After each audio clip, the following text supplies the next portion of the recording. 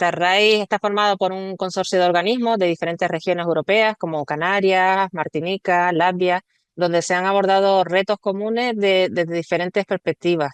Entre los objetivos de Starray está la capacitación en innovación, con actividades que contribuyen a crear esta cultura de innovación, como puede ser los hackatones, formación, eventos de matchmaking. El objetivo es fomentar el intercambio de conocimientos y experiencias entre empresas y entidades de diferentes regiones. Y por otro lado, el proyecto también ha puesto el foco en identificar empresas y otras organizaciones con potencial innovador. Bien, como resultado de este trabajo, pues se ha desarrollado una web que recoge una serie de iniciativas de empresas del sector agroalimentario con el objetivo de crear esas oportunidades de colaboración que fomenten la innovación. Y esta web está abierta a todo el que se quiera sumar a esta red de iniciativas. Se han identificado un total de 8 áreas de especialización donde existe un potencial de innovación y entre ellas destacamos 3 en las que actualmente se está trabajando de forma activa, como son alimentación sin gluten, nuevos productos y materiales a base de hongos y plantas y soluciones inteligentes en la logística portuaria. Estas áreas han sido seleccionadas por su impacto económico y su capacidad de transformación. En el transcurso del proyecto también se han organizado varios encuentros de matchmaking para facilitar la conexión entre entidades. Por ejemplo, en mayo se celebró el encuentro con Murcia Food, que permitió explorar sinergias en el ámbito agroalimentario a nivel internacional. La semana pasada tuvo lugar una misión empresarial a Bruselas, centrada en la internacionalización y el acceso a redes europeas. Y a final de este mes se celebrará una sesión de cierre de proyecto que reunirá a los principales actores del proyecto. Y por último, queremos destacar que también está disponible una formación específica en apoyo a la inversión en innovación y les invitamos a inscribirse y aprovechar esta herramienta formativa gratuita. Bueno, pues muchas gracias por la atención de conocer un poco el proyecto Starray. Y a continuación le doy la palabra a Hernán Tejera, gerente del clúster de enoturismo de Canarias, que nos va a hablar sobre las iniciativas y prácticas que se están implementando en el sector vitivinícola. Te doy la palabra, Hernán. Sí, hola, buenos días. Un placer y muchísimas gracias al ITC por invitar al Clúster de No Turismo de Canarias a participar en esta jornada. También tuvimos la oportunidad recientemente de estar en uno de los encuentros que se comentaba, Murcia Food, que de nuestra parte la valoración es altamente positiva. Y bueno, dicho esto, paso a compartir mi presentación a ver si todo va bien y funciona. Pues nada, les comento brevemente a modo de introducción. El clúster de enoturismo de Canarias son empresas, principalmente bodegas, todas no. También hay varios operadores turísticos y la Cátedra de Agroturismo como un socio más perteneciente a la Universidad de La Laguna. Y en este caso, la particularidad que tienen estas bodegas es que lo que hacemos, además de lo que suelen hacer y tienen que hacer las bodegas, que es producir y vender vino, es promocionar la actividad no turística, que es una actividad conocida y consolidada en otros destinos turísticos del mundo, y sin embargo en Canarias, teniendo el nivel de visitas turísticas que tenemos, prácticamente es una actividad residual cuando tenemos el honor y el privilegio de producir vinos reconocidos a nivel internacional que arrasan en todos los concursos internacionales y unos agropaisajes que son únicos. Hay que recordar que, por ejemplo, la FAO hace una semana ha hecho un reconocimiento explícito al modelo agropecuario, al modelo de cultivo, en este caso de la Jeria en Lanzarote, pero cualquiera de las otras islas, Fuerteventura, con las gavias, las terrazas de La Gomera, etcétera, etcétera, por no extenderme, son todos paisajes singulares con variedades que son únicas, únicas. Y cuando digo únicas me refiero desde el punto de vista genético comprobado, no simplemente un discurso que se vende y unos vinos que no se producen en ninguna otra parte del mundo, ¿no? Y era hora de que ese turismo, una parte, sobre todo el que tiene mayor curiosidad, un nivel de deseo de conocer el patrimonio cultural, el patrimonio gastroenológico, pues se acercará a las islas y esa en definitiva es la función del clúster, ¿vale? En la página final, perdón, en la línea final ven la web nuestra, noturismodecanarias.com y ahí tienen toda la información respecto a qué hacemos y quiénes lo integramos, ¿no? Creo que nosotros como sector agrario entramos de lleno en lo que se entiende hoy en día por economía circular y sostenibilidad, porque es algo que la agricultura canaria venía practicando desde siempre, quizás sin ponerle esos apellidos, ¿no? Canarias fue pionera en el desarrollo, por ejemplo, del riego localizado para el ahorro de agua con carácter agrícola. Después eso se extendió a Israel, a la península, al sur de la península, Almería, etcétera. Pero nosotros en Canarias fuimos pioneros a nivel tecnológico, como también lo somos, por ejemplo, en técnicas de desalación de agua o de desalinización, por ejemplo, ¿no? Y esto no nos es ajeno. Lo que es cierto es que no hemos sabido, entre comillas, vender que ya lo hacíamos y cada día lo implementamos más.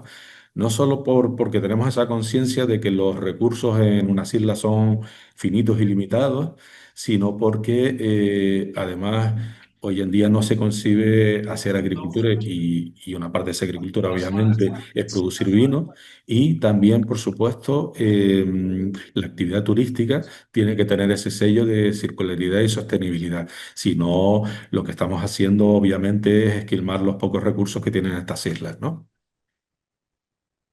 Eh, Como ya les comentábamos, somos respetuosos en el uso del suelo, ¿vale? El suelo en Canarias, por la naturaleza de nuestro territorio, es limitadísimo.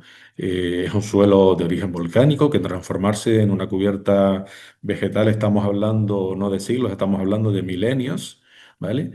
En el que, curiosamente, a pesar de sobrarnos el sol, hasta hace poco hacíamos un uso casi residual de esa energía. En el caso del agua de riego, las condiciones nuestras son terribles. Soportamos una sequía de décadas que se ha visto reflejado en los cultivos, en particular en la viña, y además con unos problemas de salinidad enormes que limitan muchísimo el uso de esa agua en muchísimos cultivos, ¿no? Hay poca agua, se empieza a producir de forma importante, como ustedes saben, agua desalada, pero esa agua desalada tiene un coste energético de producción altísimo y por tanto se destina lógicamente en primer lugar al consumo humano. Aunque es verdad que hay ciertos cultivos que se benefician de esa agua y lo que estamos nosotros es implementando no el uso de agua desalada, sino el uso del agua regenerada, es decir, de aquella agua que ya ha tenido un uso para el consumo humano y que le damos un circularidad en el sentido de volverla a aprovechar para otros usos. Actualmente las tecnologías en las plantas de depuración de las EDAR permiten tener agua que perfectamente, y no estoy haciendo una broma, agua que podría salir de ese depurador y tomarnos un vaso de agua con todas las garantías, porque los filtros que hay actualmente, los de ultramicrofiltración, no sé la palabreja, pero esas membranas permiten dejar atrás no solo como hasta ahora, pues iones de tipo sodio, cloro, etcétera, todo aquello que nos perjudicaba desde el punto de vista químico, sino además tienen la posibilidad de filtrar bacterias e incluso virus, ¿no? Con lo cual las aguas son aptas prácticamente para cualquier tipo de cultivo, incluso cultivos de hoja, pongamos por ejemplo hortícolas que después vamos a consumir. En cuanto al compostaje, que también es una forma de circularidad, es una práctica común en el sector agrario. Es decir, cuando nosotros, por ejemplo, vinificamos, tenemos subproductos que pueden ser las pieles de las uvas, los viejos, los raspones, etcétera, etcétera, que lógicamente no van a un vertedero, se compostan y se incorporan después al suelo de cultivo como una fuente de nutrientes, sobre todo nitrógeno, fósforo, potasio, NPK, etcétera, ¿no? Eh, el cultivo, obviamente, en estos tiempos en los que la huella de carbono es algo que nos preocupa absolutamente a todos por las implicaciones que tiene directas en el cambio climático, pues los cultivos son secuestradores de CO2 y sobre todo los cultivos, como en el caso de la viña, que tienen raíces que se desarrollan en profundidad, cultivos permanentes, un poco hacen la función de los bosques, ¿no? A una escala más reducida, ¿no?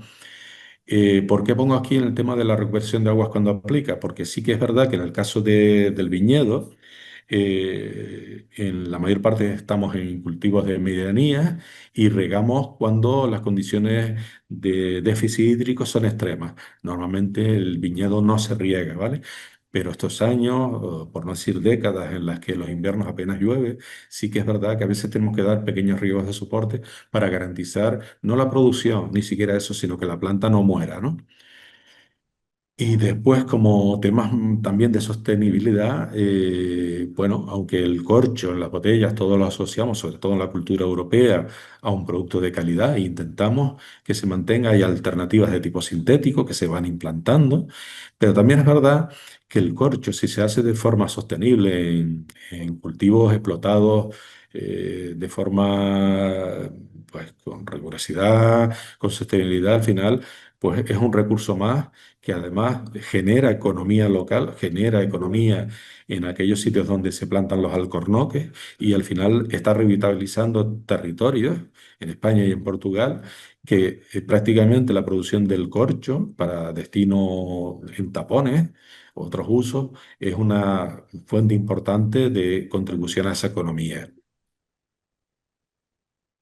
Después, por ejemplo, sí que me voy a extender un poquito más, ya entro en la segunda parte de mi pequeña intervención, en dos procesos concretos. Uno son la recuperación del CO2, un problema grave desde el punto de vista medioambiental, y la otra es el aprovechamiento de nuestras fuentes naturales de energía y para qué nos sirven en nuestro caso concreto. Y también, evidentemente, estamos intentando, en el caso del turismo, promocionar, por ejemplo, que la gente no vaya a las bodegas en coches particulares, sino utilizar lanzaderas, pequeños micros, para agrupar las visitas, no saturar los espacios naturales, ¿no? Utilizar, pues, agua para beber, no las botellitas típicas de plástico y todo, por supuesto, siempre asociado en el proceso de cata que siempre damos a las bodegas a productos de cercanía, productos kilómetro cero, que al final lo que hacen es, obviamente, potenciar la producción local y todo lo que es producción local tiene una menor huella de carbono, ¿no? A modo de broma, le decíamos a algunos socios, oye, no pongas jamón ibérico en tu cata, que está riquísimo, pon una pata asada canaria, por ejemplo, pon un producto local, ¿no? Un poco a modo de broma, pero lo que sí que es verdad que estamos poniendo son papas, mojos, mieles, una serie de productos que forman parte del territorio y que es al final lo que el turista quiere ver. El turista no quiere, o el enoturista no quiere que le pongas un producto afuera, ya eso lo verá cuando vaya a otro sitio, a otro destino, ¿no? Ejemplos concretos, por ejemplo, el vino, lógicamente, aunque en otras latitudes se empieza a hacer en tetabric, en latas de aluminio, pero en Europa tenemos la cultura de que el vino en botella de vidrio es sinónimo de vino de calidad, ¿no? Y en este caso, una de las plantas que hay en Canarias, que es Vidrieras Canarias, pues evidentemente, como fábrica que es, emite una importante cantidad de CO2. Vidrieras en este momento, en el proceso de elaboración de botellas de cristal, tiene un convenio con una planta que es Carburos Metálicos en Telde, por la cual ese CO2 lo utiliza después esta fábrica Carburos Metálicos, ¿m? Para el suministro, pues, a nivel alimentario, hospitales, etcétera, ¿no? Después, casos concretos en el clúster. Bodegas El Grifo Lanzarote ha implantado con todo éxito un proceso de recuperación del CO2. La vendimia, una vez que empieza la vinificación, el proceso de fermentación, que es la transformación, como ustedes saben, de los azúcares de la uva en alcohol, en ese proceso las levaduras emiten una cantidad importante de CO2, que lógicamente, cuanto mayor la bodega, pues este volumen es más grande. Y este volumen hasta ahora iba directamente a la atmósfera, se perdía. Pues, ¿qué están haciendo algunas bodegas? Caso concreto del grifo, lo recuperan y después, en lugar de tener que utilizar el CO2, comprarlo en botellas para otros procesos, ya lo obtienen ellos. ¿Y qué hacen? Por ejemplo, lo están utilizando para desplazar el oxígeno. El oxígeno es un enemigo del vino, lo oxida, lo estropea. Para mover el mosto dentro por las tuberías, como un agente impulsor o para remover, por ejemplo, ciertos procesos de vinificación, que es la elaboración con lías, que necesita un remontado de estas levaduras constantemente y que eso lo podemos hacer aportando este CO2 que previamente lo consideramos un subproducto y ni siquiera le damos valor y simplemente lo perdíamos en la atmósfera, ¿no? Bueno, que evidentemente no es una práctica recomendable, por decirlo de alguna manera, ¿no? Generación de energía, bueno, la fotovoltaica se está implantando con fuerza en las bodegas. Les pongo un ejemplo, con Atus en Fuerteventura. En Fuerteventura también se hace vino y se hace un vino de altísima calidad, premiado a nivel internacional. Está entre los vinos premiados en el concurso de vinos heroicos que se celebró el mes pasado a nivel internacional. En este caso con Atus o Bodegas El Sordo, pero concretamente con Atus, que es socio del clúster, tiene una de esas medallas. Y aquí ven un ejemplo de la planta. Ustedes no ven esas placas fotovoltaicas prácticamente hasta que se tropiezan con ellas. Están perfectamente integradas en la construcción y están suministrando una parte importante de la energía que se necesita, de la energía eléctrica, para procesos, por ejemplo, que requieren mucho consumo energético, como es el enfriamiento de los tanques en los que se conserva el vino. El vino, el proceso de elaboración tiene que tener unas temperaturas variables por debajo de los 12 grados, que evidentemente no son las exteriores de las Islas Canarias y mucho menos en islas como Lanzarote o Fuerteventura. Y en lugar de estar tirando de esa energía 100% de la red eléctrica, hay un autoconsumo, una autoproducción que hace que, lógicamente, esa huella energética, esa huella de CO2 esté bajando de forma importante en estas bodegas. Después, por ejemplo, perdón. A nivel internacional, la cátedra, que es socio del clúster, en una iniciativa que es propia de la cátedra, en su nivel, en su actividad constante de investigación, de contacto con otras universidades, de traer experiencias que se hacen en otros sitios y de intercambio de conocimiento. En este caso, una investigadora, la profesora, la doctora Joyce Lewandowski, de la Universidad Unirio en Brasil, está haciendo un proyecto conjunto coordinado por la Cátedra de Agroturismo y Enoturismo de la Universidad de La Laguna y del Instituto Canario de Calidad Agroalimentaria, en la que participan distintas bodegas del clúster, entre otras, ¿no? Y la doctora Joyce Lewandowski, pues, pues, lógicamente, como en toda técnica de investigación, ha generado una serie de indicadores, perdón, para ver en qué punto estamos. El trabajo no está publicado todavía, esto es una entrevista que se le ha hecho, y al final dice que la puntuación media de las bodegas canarias en sostenibilidad está por encima del 50%. Bueno, pues esto es un argumento interesante, no solo para saber que vamos al buen camino, sino para atraer a ese no turista que además tiene y debe tener sensibilidad medioambiental. Lógicamente, ella lo que dice, una vez que podamos certificar esto, hay que visibilizarlo con certificaciones, con programas de calidad, participar en temas de responsabilidad social compartida, cooperativa, perdón. Eh, Todo lo que yo les he mostrado a ustedes, pues que sea de dominio público, ¿no? Corporativa, creo que es RCS, creo que es lo correcto. Y bueno, al final la circularidad, la sostenibilidad eh, debe ser bandera de lo que hacemos a nivel enoturístico en Canarias. Tenemos que visibilizarlo. Estos trabajos, pues yo creo que a lo largo del próximo año probablemente estarán bastante más avanzados. Videografía que la tienen aquí en la presentación, además de la que ustedes puedan tener. Y nada, por mi parte espero no haber ido excesivamente rápido. Muchísimas gracias y de nuevo reiterar las gracias al ITC por haberme permitido compartir con ustedes lo que estamos haciendo en este momento a nivel de bodegas. Muchas gracias, Arran. Muy Ustedes, interesante tu gracias. exposición. Bueno, pues a continuación seguimos con Raúl Suárez, técnico del Departamento de Análisis Ambiental del ITC, que nos va a hablar sobre la valorización de los residuos agrícolas. Cuando quieras, Raúl, comparte tu presentación. Pues nada, me llamo Raúl Suárez, soy técnico del Departamento de Análisis Ambiental del ITC y pues les voy a enseñar los resultados que obtuvimos en uno de los proyectos que participamos, que se llama Vercochar, que forma parte del programa Interreg MAC 2014-2020. En este caso, pues voy a hablar sobre la reutilización de residuos agrícolas para la obtención de productos transformados con otro valor, ¿no?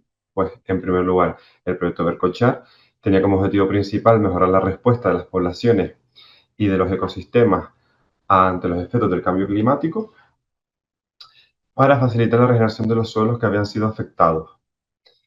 Además, dentro de este objetivo general, en la actividad 2.1.3 de dicho proyecto, el objetivo era el uso de materiales transformados a partir de residuos agrícolas otras, mm, para otros usos. En este caso, la asociación de contaminantes orgánicos persistentes.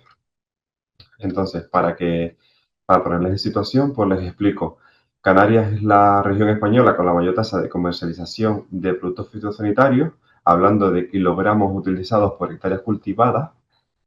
Esto se debe a que en Canarias existen dos factores. En primer lugar, es la atomización de las explotaciones. Esto quiere decir que la superficie destinada a uso agrícola en Canarias es aproximadamente del 10% del total. ¿Esto qué provoca? Pues que durante el año en las pequeñas parcelas conviven diferentes cultivos a los que se le debe aplicar diferentes productos fitosanitarios. Y además, en los años 50 se introdujeron una serie de plaguicidas que se llaman contaminantes organoclorados. En principio, en los años 50, para combatir los ataques de las langostas que arrasaban con los cultivos, y posteriormente con el uso masivo, sobre todo de dieldrin y DDT, por parte de los ingleses para la comercialización y exportación masiva de tomate, sobre todo en la isla de Gran Canaria, que fue la más afectada.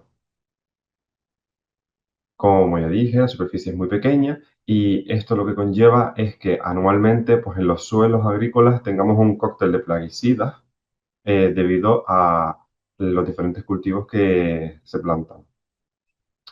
Además, estos compuestos organoclorados tienen dos características problemáticas, por así decirlo, para el sector agroalimentario. El primero es su fuerte absorción sobre el suelo, que va a depender de la temperatura, el pH, la humedad, la textura, etc. Y de un proceso que se llama translocación, que no es más que su capacidad para desplazarse en el medio ambiente. Y puede llegar, por ejemplo, un caso estrella son las cucurbitáceas, donde el dieldrin, que es un contaminante organoclorado, puede inmovilizarse fuertemente en su piel. Además, ya veremos más adelante, el dieldrin, por ejemplo, es insoluble en agua, entonces sería después muy difícil eliminarlo del producto que nos vamos a comer. Estas dos características, junto con su carácter lipofílico, lo que hacen es que se puedan bioacumular en los seres vivos, en sus tejidos, y puedan permanecer dentro de ellos el resto de su vida. Entonces, esta capacidad de persistencia y desplazamiento supone un riesgo para la salud tanto del medio ambiente como de los seres vivos. Para este proyecto, pues, bueno, para un pequeño trabajo dentro de esta actividad del proyecto, se eligió el dieldrin como molécula a estudiar, ya que es una sustancia que se utilizó ampliamente, como ya dije antes, que su uso se prohibió a finales de los años 70 y por su capacidad de persistencia seguimos detectando en los suelos agrícolas actualmente. Su exposición directa a los seres vivos es por ingesta de alimentos tanto de origen animal como vegetal y está asociado a diferentes patologías, como puede ser Alzheimer, el Parkinson, etc. Hay bastantes publicaciones científicas.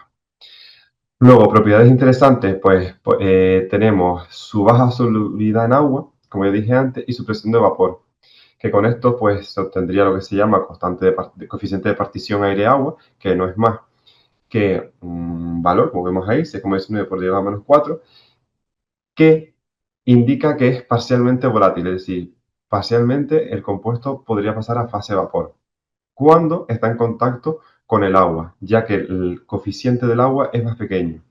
¿Esto qué significa? Para que lo entiendan, pues básicamente cuando tenemos un cultivo, el agricultor riega, si en ese suelo hay dieldrin absorbido fuertemente de su uso histórico, al entrar en contacto con el agua y este plaguicida pues competirán por estar absorbidos sobre el suelo. El dieldrin, como se suelo en agua, una parte va a evaporarse, pero ¿qué pasa? Que también es muy inestable en fase vapor.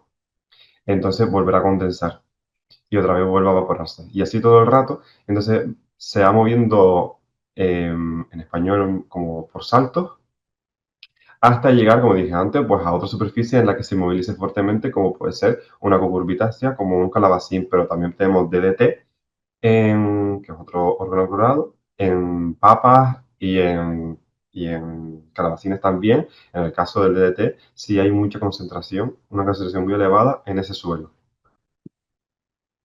Pues a continuación les voy a enseñar esa Estas características y esta situación en Canarias provoca que se plantee este proyecto, ¿no? Junto con el resto de las actividades que se hicieron.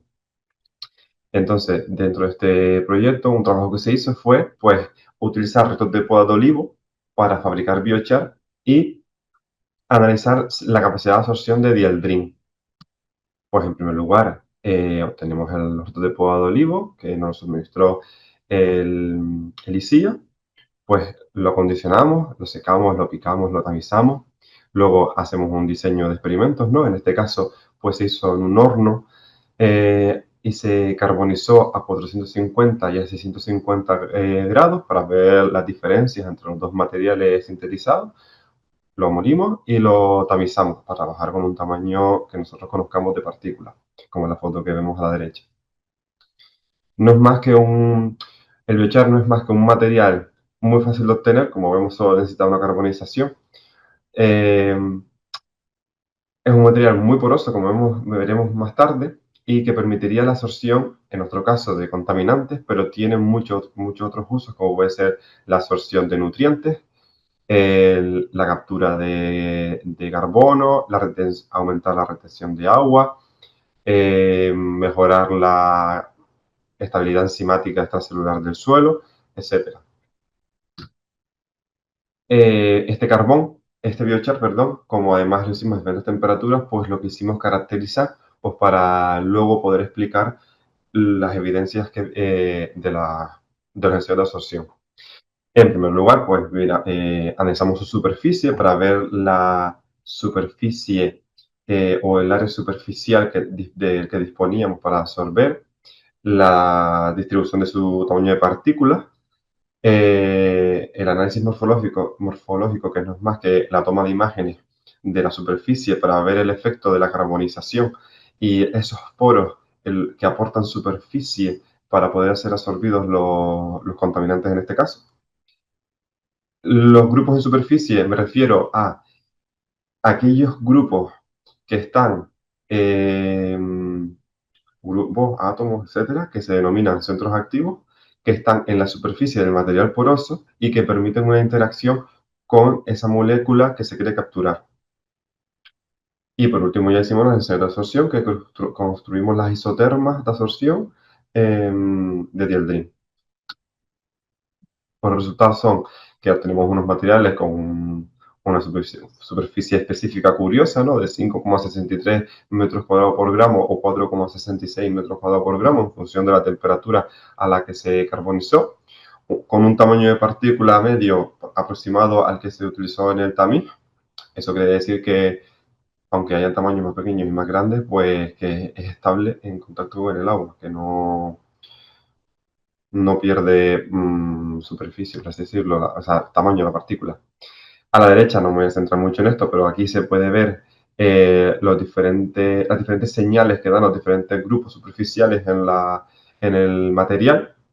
A la derecha los tengo puestos algunos, que básicamente es lo que expliqué antes, de esos grupos que podrían interaccionar o no con la molécula sorber, en función de la afinidad que tengan entre los dos.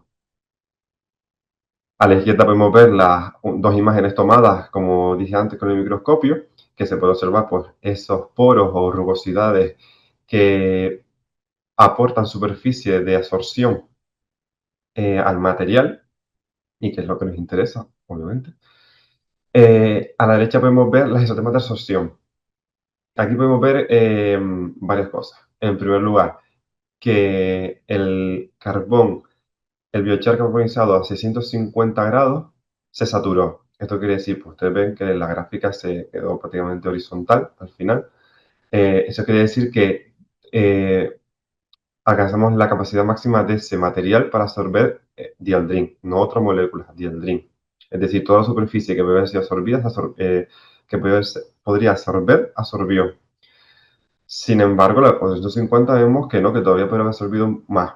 ¿Qué pasa? Que como dije antes, el dieldrin es insoluble en agua. Entonces, nuestro punto más alto de esas isotermas es el punto de solubilidad en agua del dieldrin. No podíamos subir más. Entonces, nos tenemos que quedar ahí. Además, que el carbón, el biochar de 450 absorbiera más, pues podría tener sentido. Aparte de porque, como vimos antes, el que tiene mayor superficie.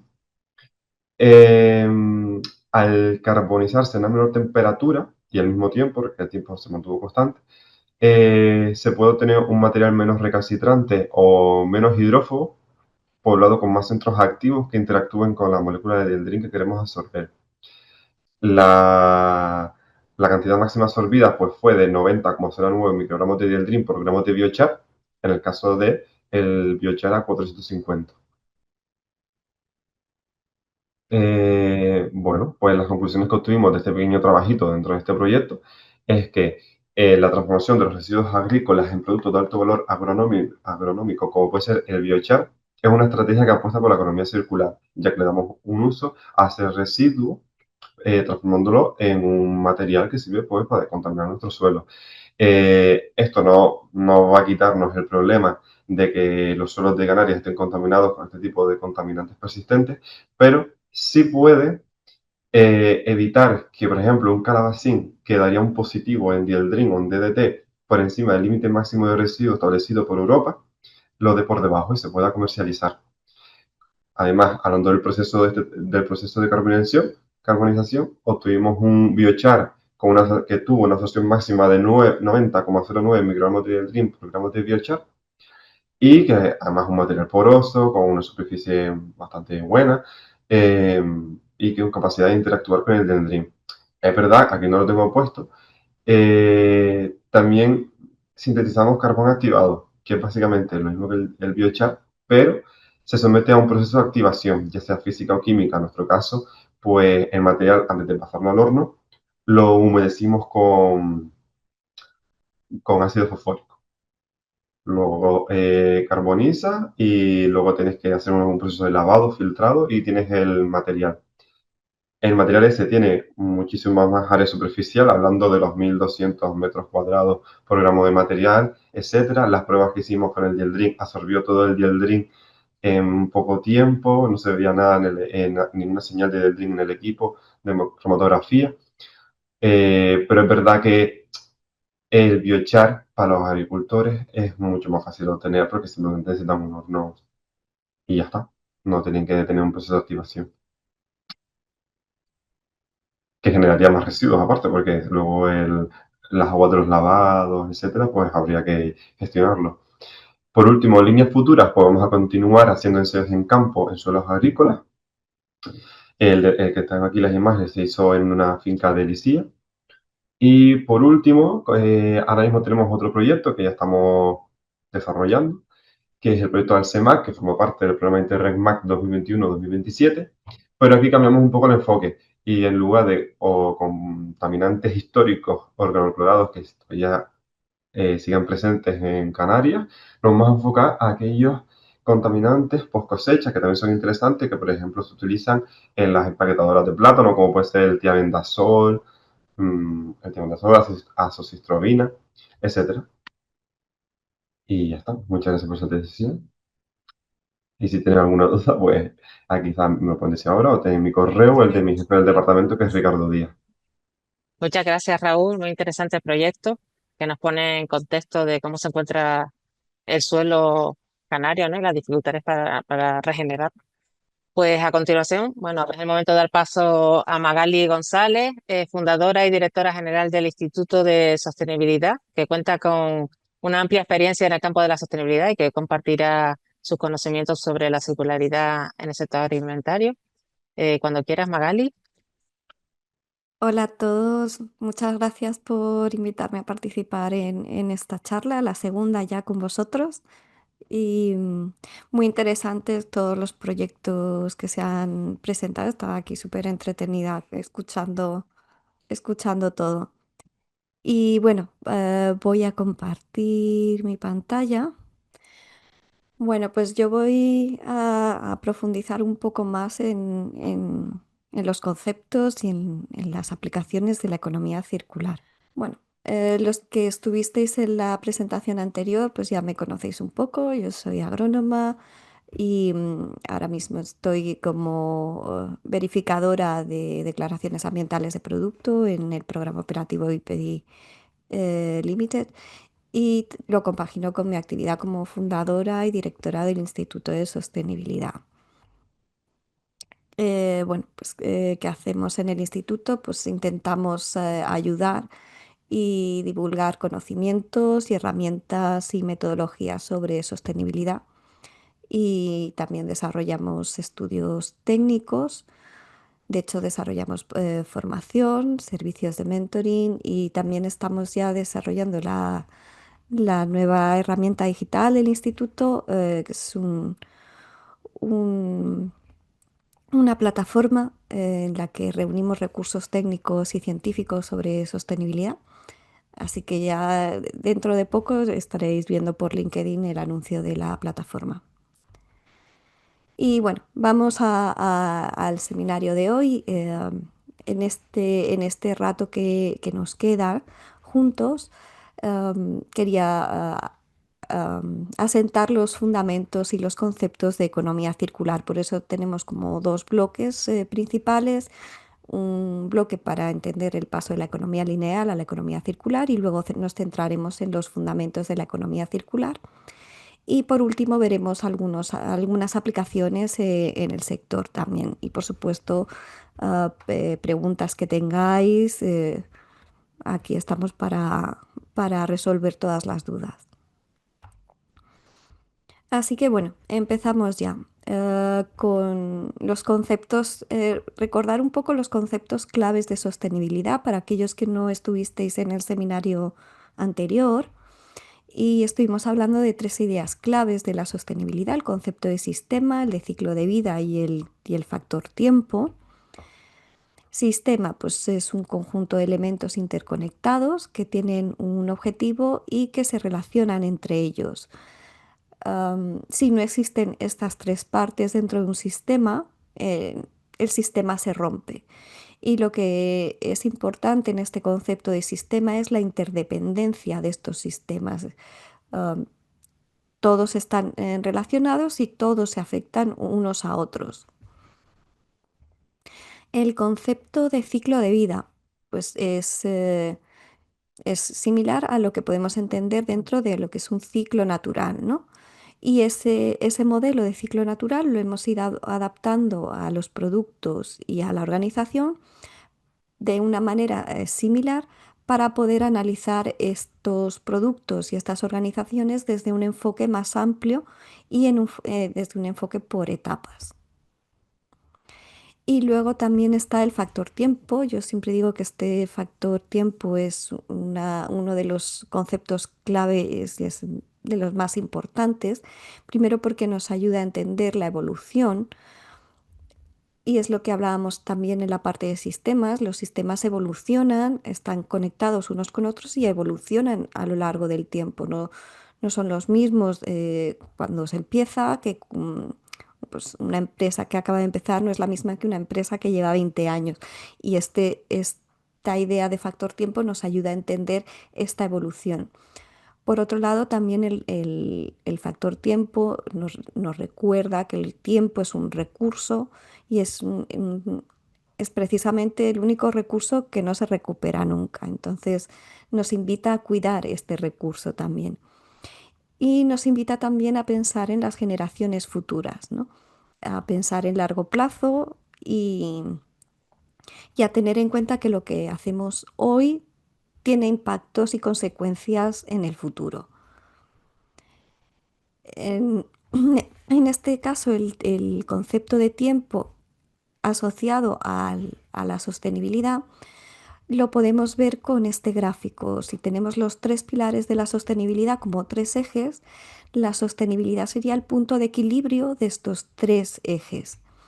Y al añadir este factor tiempo, lo que hacemos es visibilizar la sostenibilidad. Es decir, que el tiempo nos ayuda a poder ver la sostenibilidad y además a entenderla mejor, porque am, la sostenibilidad es un proceso, no es una foto de un momento, sino que es un proceso y necesitamos este tiempo para ver cómo evoluciona este proceso y además también entender que estos ejes no siempre están igual, porque como hemos visto, evolucionan, hay que adaptarse a nuevas tecnologías, entonces siempre hay que estar buscando este punto de equilibrio entre estos tres ejes a lo largo del tiempo. Y aquí, bueno, tenemos esta diapositiva de resumen de estos tres conceptos clave. Y ya nos metemos un poco más en el contexto de la economía circular.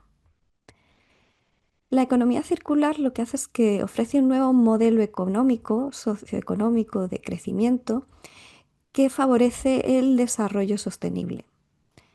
Y se presenta como una respuesta, como una solución al modelo económico tradicional. Ahora veremos el tema de la economía lineal. Y prioriza el mantenimiento y el valor de los productos. Sí, es importante subrayar que la economía circular no solo se reduce a la gestión de residuos, que es lo que más nos puede o lo que más podemos asociar con la economía circular. Es decir, el reciclaje es una parte del sistema, pero en realidad el reciclaje es una actividad de último recurso. La economía circular lo que requiere es un cambio de paradigma que implica repensar y rediseñar los productos y los modelos productivos y las relaciones entre los consumidores, productores y los procesos industriales, de manera que el objetivo de la economía circular es eliminar este concepto de residuo. Efectivamente, la economía circular y la sostenibilidad están muy relacionados, porque en ambos casos intentamos buscar este equilibrio económico, ambiental y social de forma simultánea. Y la economía circular es una herramienta que nos ayuda a lograr estos objetivos. Por eso la economía circular no es un fin en sí mismo, sino que es una herramienta, es una vía para acelerar esta transición hacia un modelo económico más sostenible. Esto implica un cambio en la transformación cultural, en la transformación de la organización, de la tecnología, de las relaciones entre diferentes instituciones, empresas, organizaciones, sectores. O sea, requiere un cambio importante. Por eso es fundamental entender los conceptos y los principios de la economía circular. Y vamos a ver por qué es importante esto de la economía circular. Y para eso tenemos que ir hacia atrás y ver de dónde partimos. Y partimos de una economía lineal. Este modelo de economía lineal surge y se basa en la Revolución Industrial en 1750. Y entonces lo que hay que tener en cuenta aquí es que el contexto en este momento histórico es muy diferente al contexto que tenemos ahora. Es lo que hablamos de los sistemas evolucionan. En la Revolución Industrial teníamos una biocapacidad muy alta, es decir, teníamos muchos recursos naturales que podíamos consumir y por otro lado la población era muy baja, no llegaba a unos 1.000 millones de personas. En la Revolución Verde, en 1950, la población estaba en unos 2.500 millones de personas. La biocapacidad ya se había reducido, ya habíamos consumido recursos, pero bueno, más o menos todavía ya estábamos llegando al punto de equilibrio. Consumíamos los recursos acordes a la población. Pero a partir de 1950 la población se ha triplicado. En 2020 éramos 9.700 millones de personas.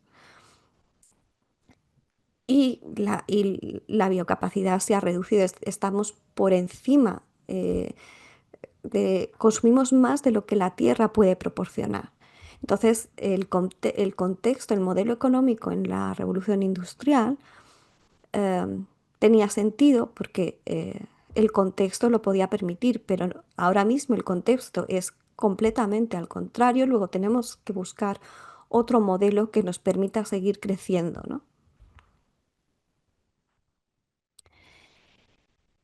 qué se basa esta economía lineal?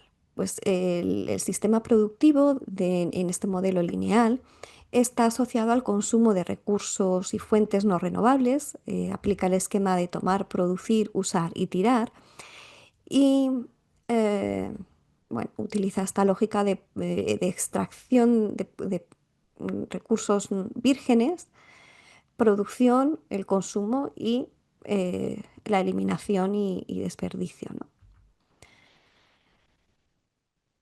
Y al final, lo que hacemos ahora mismo es producir para tirar, porque además del producto generado, lo que también estamos generando es una gran cantidad de residuos y de contaminación, que realmente ya es que no sabemos qué hacer con ellos, no podemos esconderlos en los suelos. Ya acabamos de ver el proyecto de valorización y de biochar.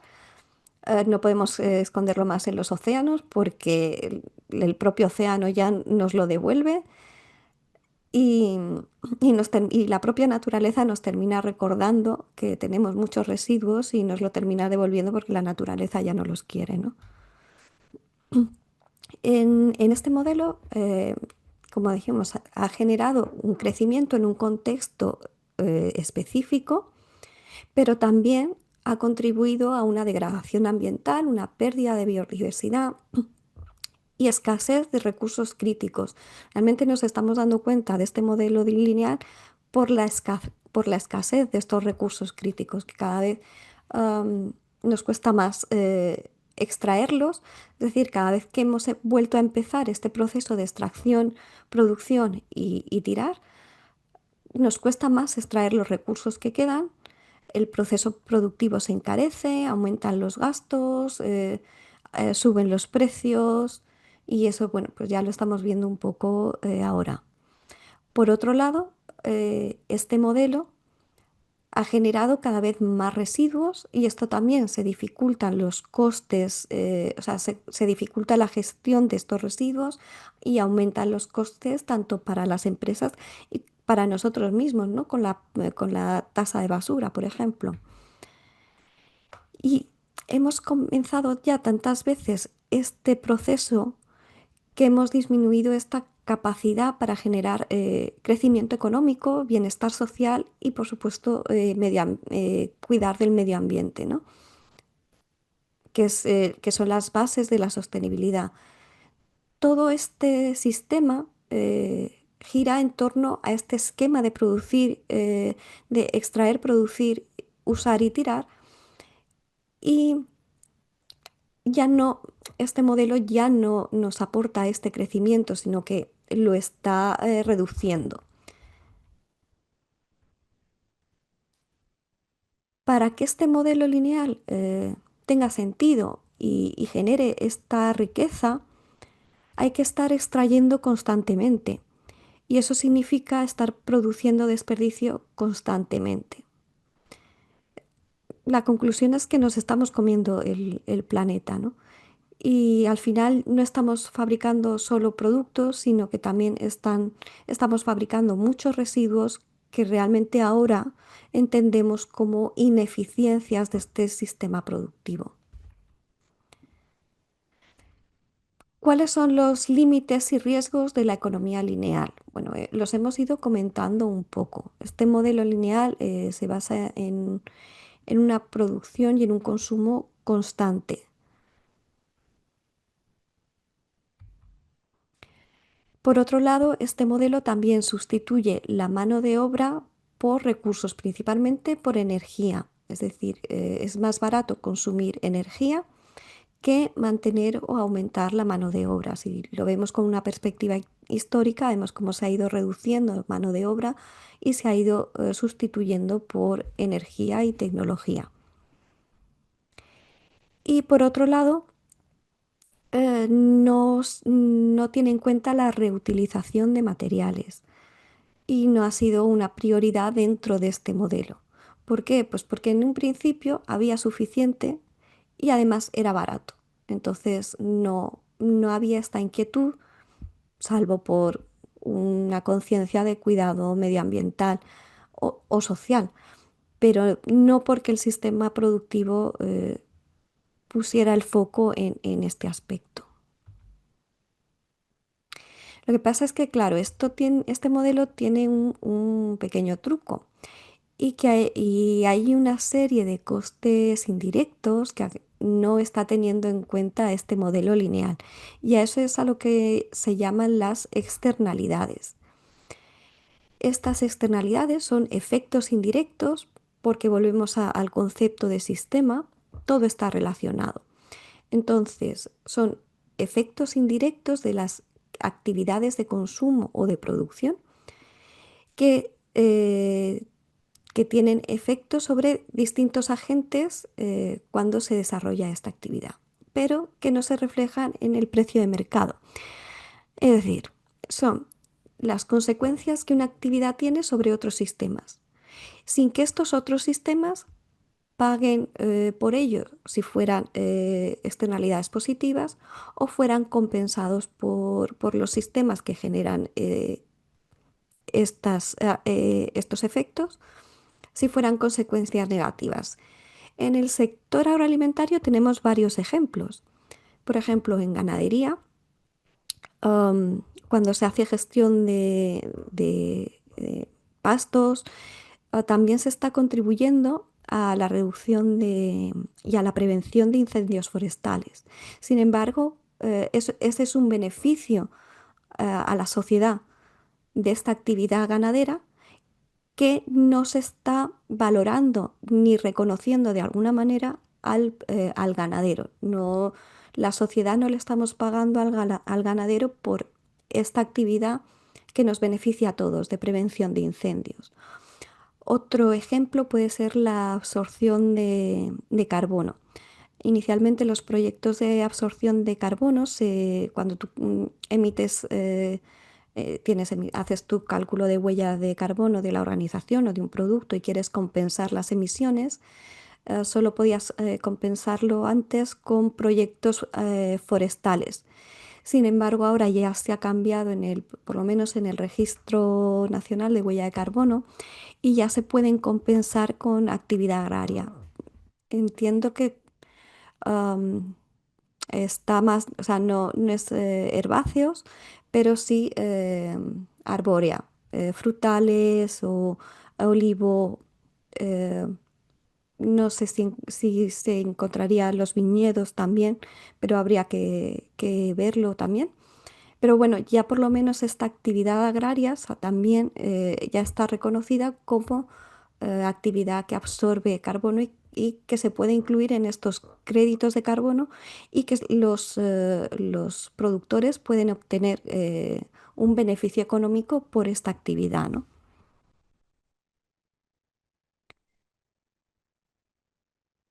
Y en cuanto a los riesgos, pues los hemos comentado un poco.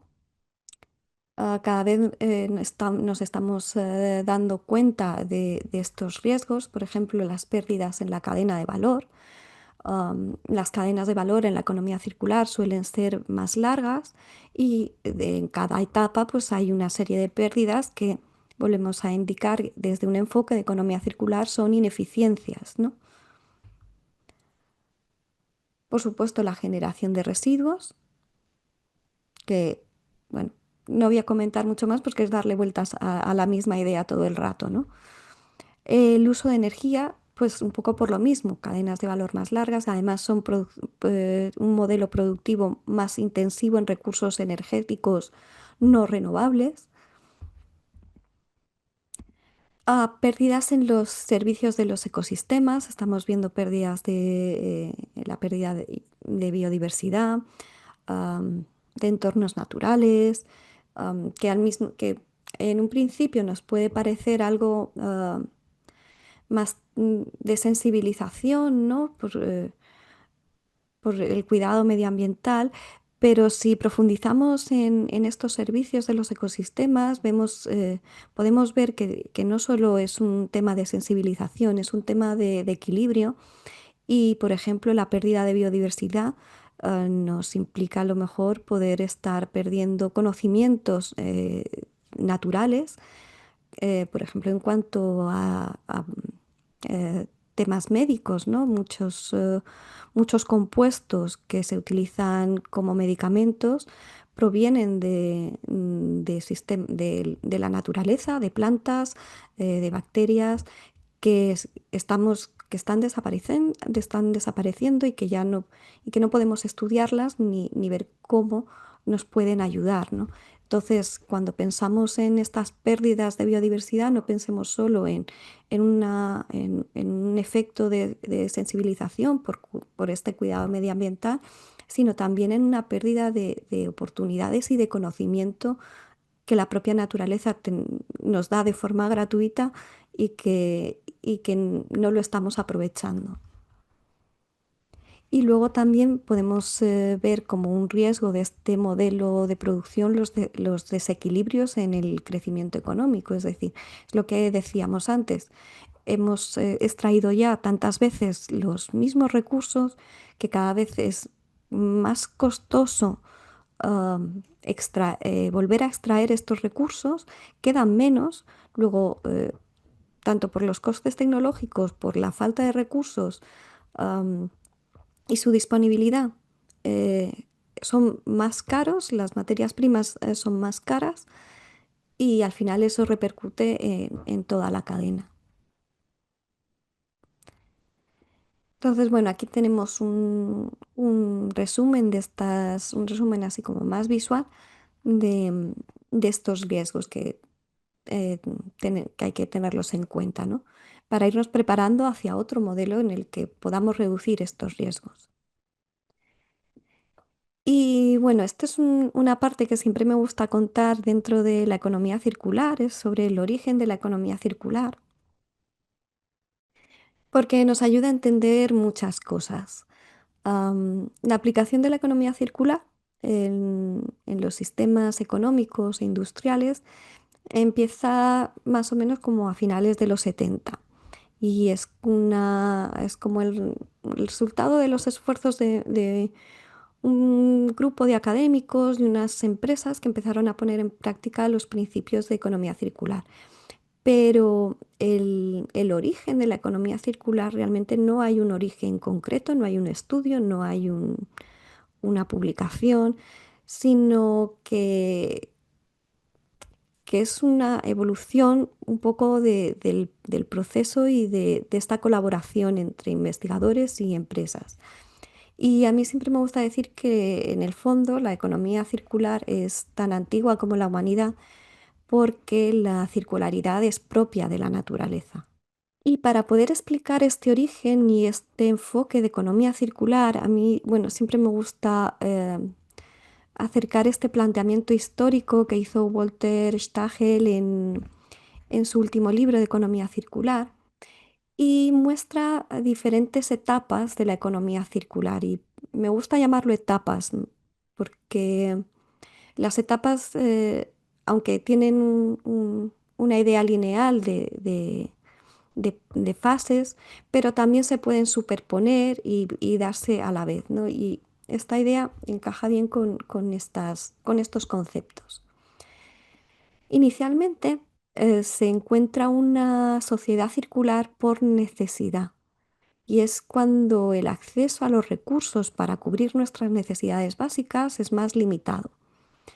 En esta sociedad circular por necesidad, estos recursos se aprovechan al máximo, pero por una por una realidad de supervivencia y de escasez de estos recursos, ¿no?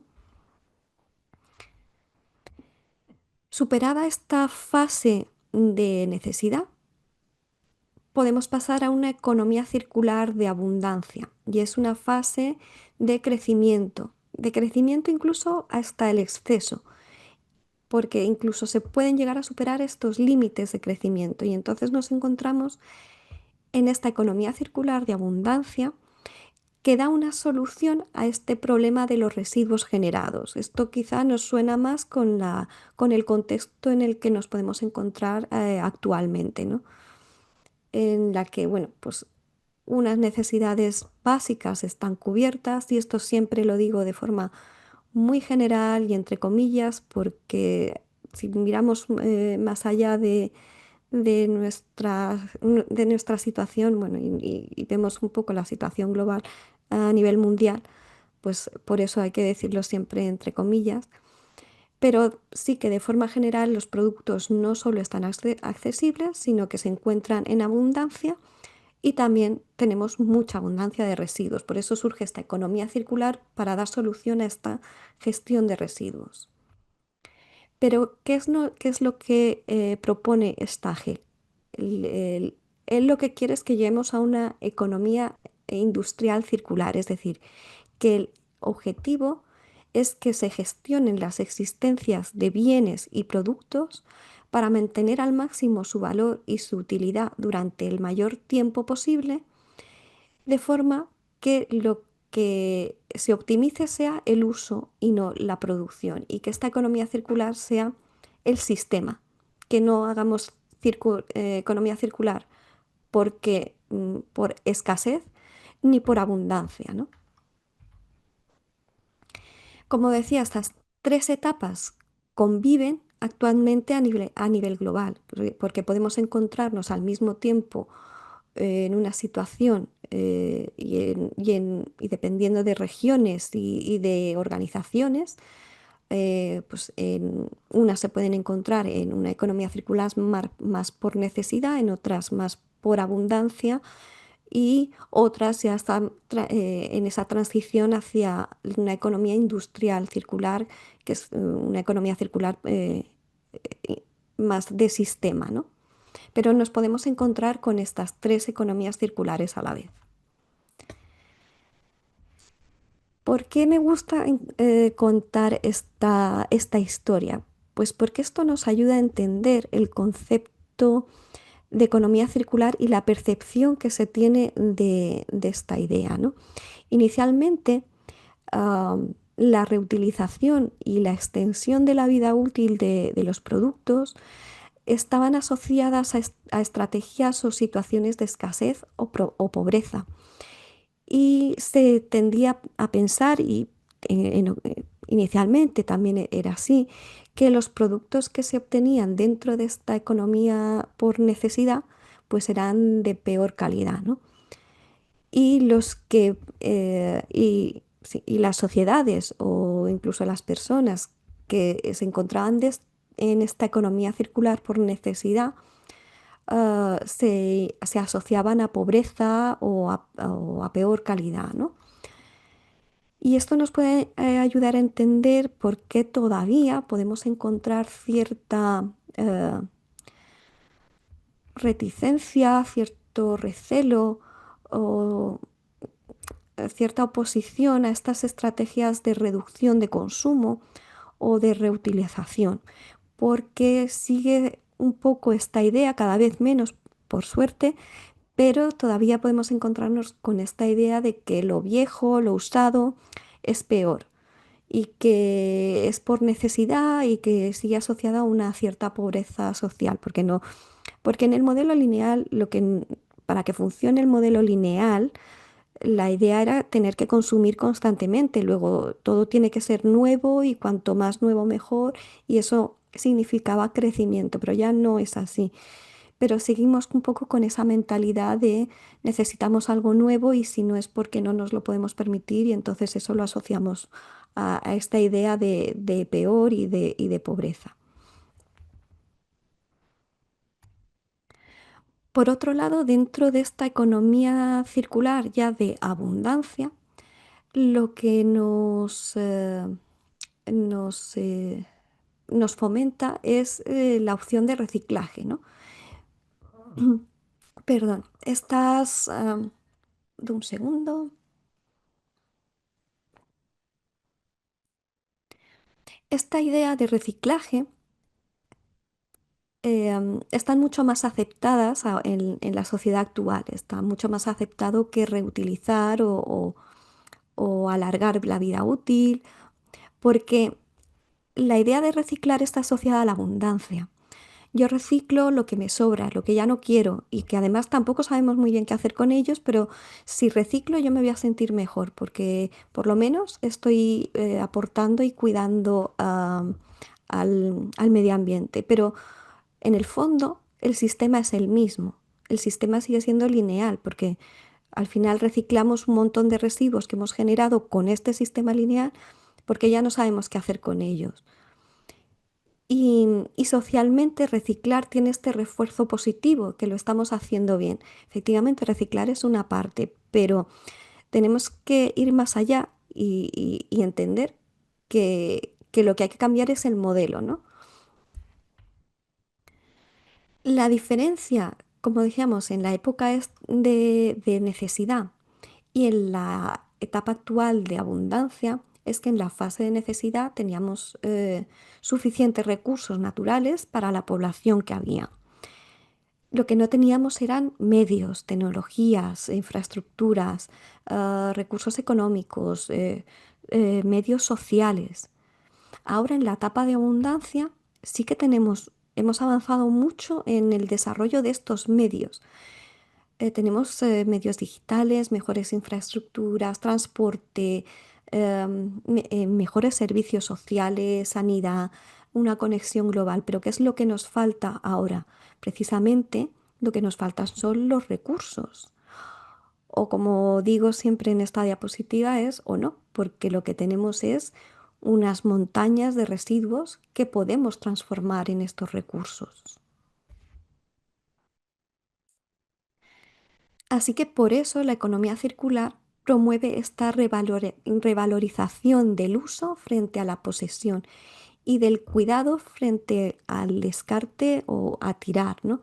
Devolviendo este prestigio a esa durabilidad y a ese mantenimiento dentro de la circularidad.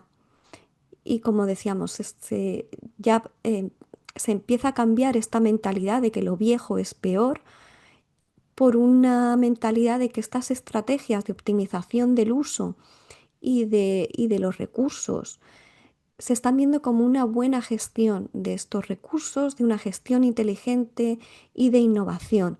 Y cada vez hay más ejemplos de mercados de segunda mano, por ejemplo, en ropa, hay plataformas digitales de intercambio, a nivel de legislación, en Europa se ha legislado el derecho a reparar.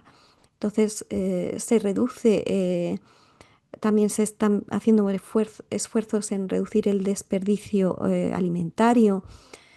Entonces ya se está empezando a cambiar esta mentalidad, también porque la propia tecnología que hemos desarrollado nos permite esta reutilización y estos aprovechamiento de estos productos con unas funciones y unas características que incluso son mejores que las de los productos nuevos, ¿no?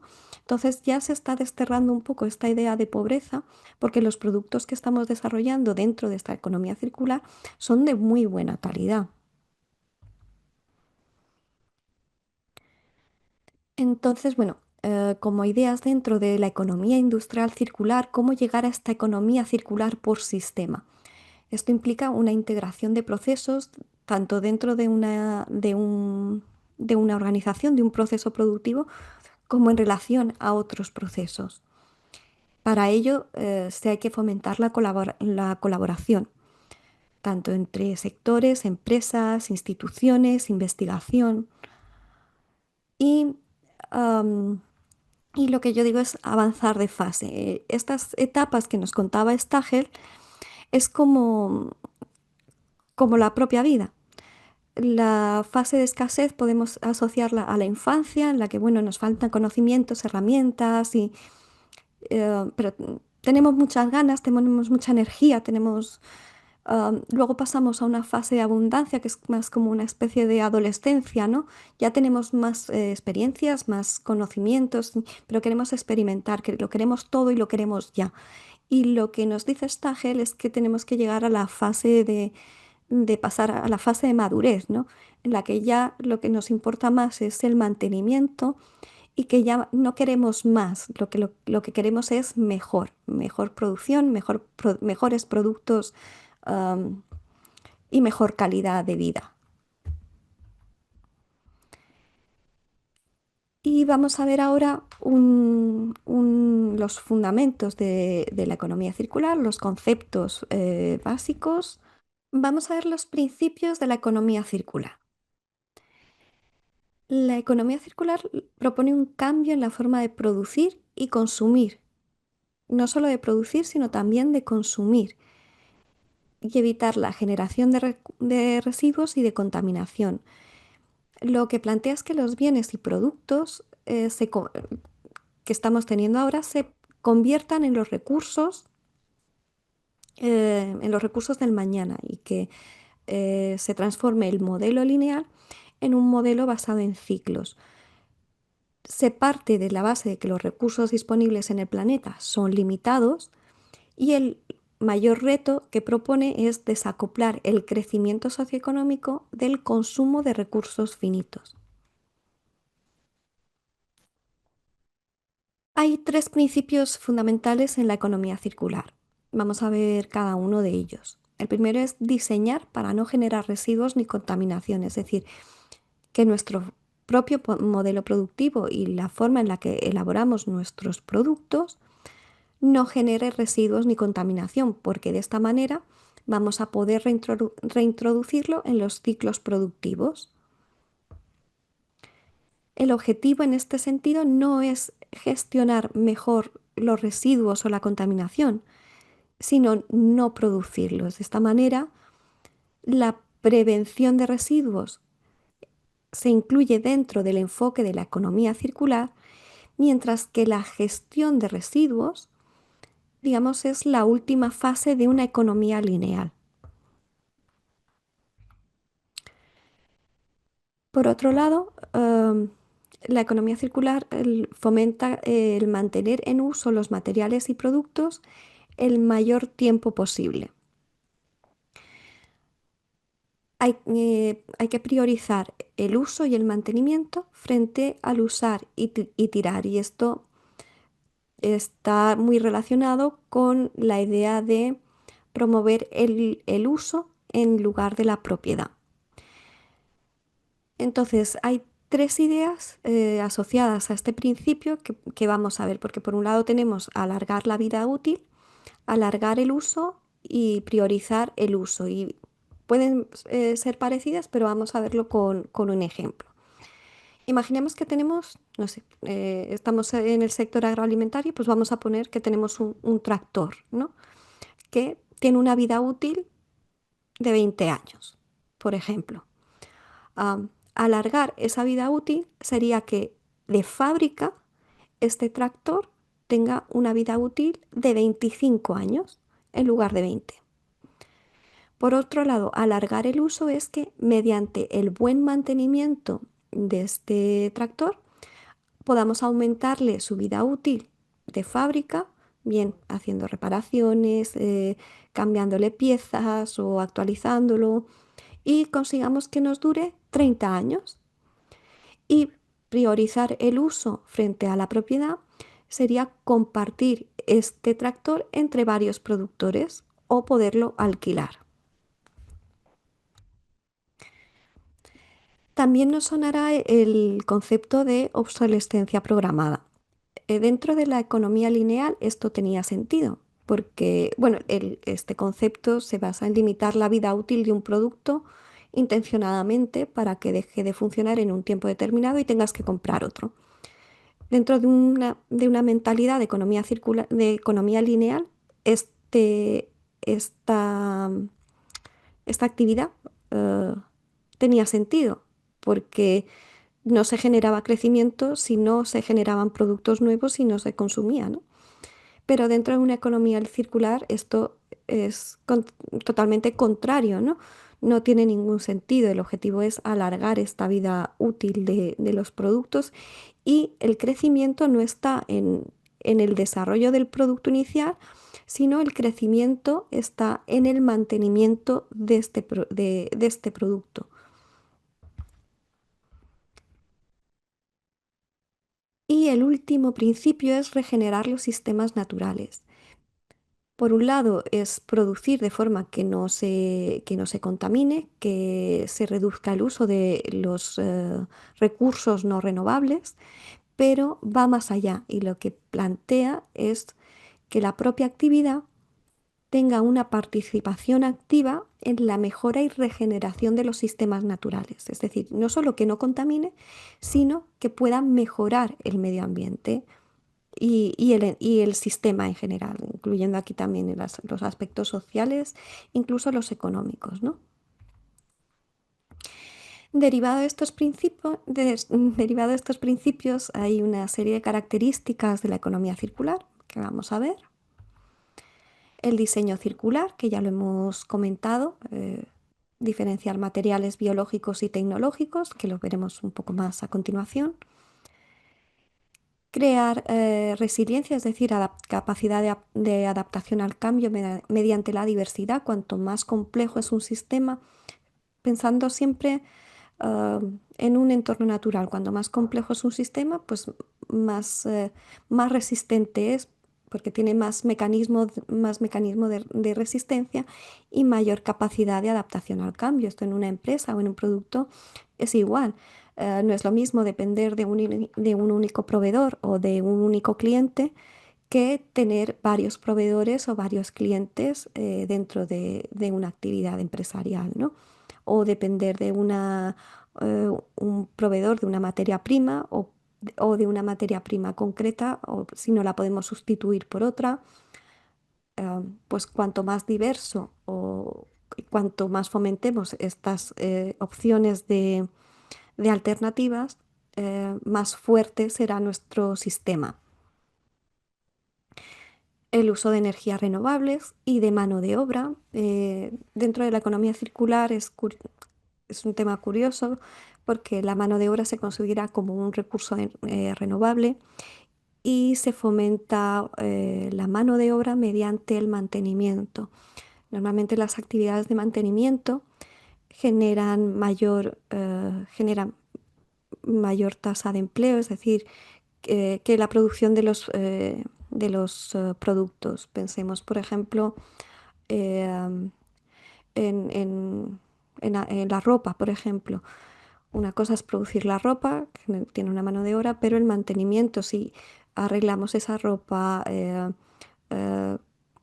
la cuidamos, eso genera unas actividades derivadas de ese mantenimiento que además sobre todo se centran en una economía local y se fomenta ese crecimiento económico dentro de esas actividades de mantenimiento. Luego el pensamiento sistémico.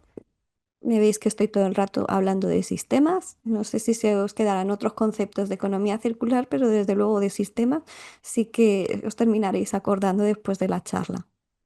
Y de los residuos como recursos, ¿no? El objetivo es que eh, la palabra residuo no tenga sentido ya dentro de nuestro vocabulario y que dentro de unos años cada vez hablemos menos de residuos y más de recursos.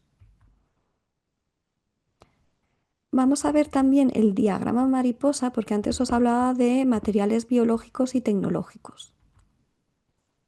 Entonces, en la economía lineal hemos generado productos con una mezcla de materiales, sin pararnos a pensar en qué tipo de materiales son.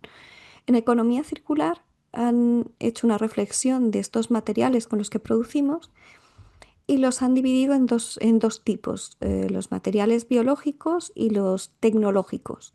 Y cada uno tiene unos ciclos diferentes. Dentro de estos ciclos, en verde podemos ver los ciclos biológicos, en azul vemos los ciclos tecnológicos y se producen diferentes tipos de productos. En el ciclo biológico tenemos los productos consumibles y en el ciclo tecnológico tenemos los productos utilizables. Según este planteamiento, una naranja, un plátano, porque estamos en Canarias, se consume, mientras que una lavadora o un móvil se usa.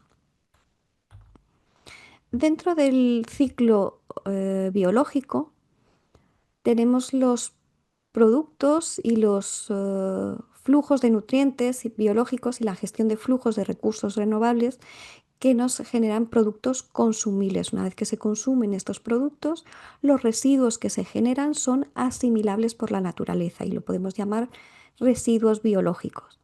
Podemos empezar a llamarlos también recursos biológicos, ¿no? El objetivo dentro de estos ciclos biológicos es que estos productos se reincorporen en los recursos biológicos mediante ciclos no contaminantes, es decir, que los productos que generemos dentro de estos ciclos no sean contaminantes para que se puedan volver a reintroducir. Por otro lado, en los ciclos tecnológicos tenemos los productos utilizables que no son asimilables por la naturaleza fácilmente. Volvamos a pensar en un móvil, por ejemplo. Y esto nos genera unos residuos tecnológicos. El objetivo en este caso es que estos productos duren el mayor tiempo posible. Ya que hemos extraído estos recursos y que no se asimilan bien, pues vamos a utilizarlo todo lo que podamos.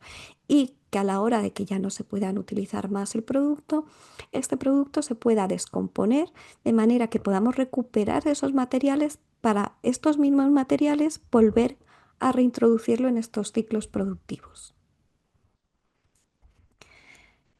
Pero ¿qué nos pasa en el sistema agroalimentario? El sistema agroalimentario es muy bonito y tiene sus particularidades, porque en el sistema agroalimentario tenemos que trabajar con estos dos ciclos a la vez. Por un lado tenemos el producto agrario. Nuestro producto es un producto consumible.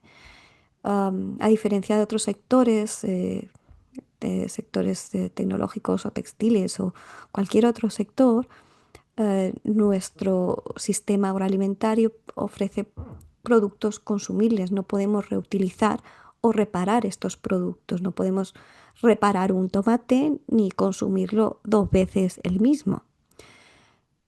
Por eso en estos ciclos biológicos y en nuestro sector tenemos mecanismos de economía circular dentro de los residuos biológicos del producto agroalimentario. Sin embargo, para generar estos productos consumibles tenemos un proceso productivo y en este proceso productivo sí podemos aplicar los ciclos tecnológicos, porque utilizamos materiales, packaging, maquinaria y esto sigue los flujos de los ciclos tecnológicos. Y aquí sí podemos aplicar más herramientas de economía circular aplicada a la recuperación de estos materiales y productos. Vamos a ver qué mecanismos de actuación tenemos en la economía circular. Tenemos por un lado la era de la R y la era de la D. Estos campos de actuación también los cuenta Walter Stagel en su último libro y es importante tener en cuenta estos dos campos a la vez, porque para poder lograr esta economía circular como sistema necesitamos estas dos líneas de actuación. Por un lado tenemos la era de la R, que son las actividades que conocemos y que aplicamos generalmente, que están asociadas a la fase de economía circular de abundancia, ¿no? Y son pues la reutilización de los productos y vamos a ver algunas de ellas, la reutilización, la reparación, el remarketing, que es, bueno, tenemos por ejemplo la moda vintage, ¿no? Que es intentar modernizar productos, bien sea por ejemplo muebles o coches o incluso ropa, modernizarlos, darles un nuevo aspecto y volver a venderlos como un producto nuevo, incluso a veces incluso de mayor precio, ¿no? Sin embargo, la actividad dentro de la era de la R, en la economía circular, la actividad que más importante es la de reacondicionar, que es mejorar el producto cambiando un componente, es decir, mejorar el todo por la parte. Es decir, que cambiando un componente dentro de este producto, podamos recuperar el producto y su funcionalidad mejor que como si fuera nuevo, ¿no? Tenemos otras opciones como refinar o regenerar, está asociado al tema de disolventes y aceites, reprogramar los bienes, es decir, lo vemos por ejemplo con el tema de los software, ¿no? Que no tengas que comprar un móvil nuevo o un equipo nuevo cada vez que se actualiza un software, ¿no? Que el mismo equipo te pueda servir para distintas versiones y actualizaciones. Y luego están las mejoras tecnológicas. En este caso, bueno, no empieza por R, pero se incluye dentro de estas actividades. Y aquí lo que se hace es que se añaden nuevos componentes a los productos para mejorar su calidad y su función. Se diferencia de reacondicionar en que mediante las mejoras tecnológicas lo que hacemos es darle nuevas funciones al producto mediante componentes nuevos. En reacondicionar, mediante componentes nuevos, lo que hacemos es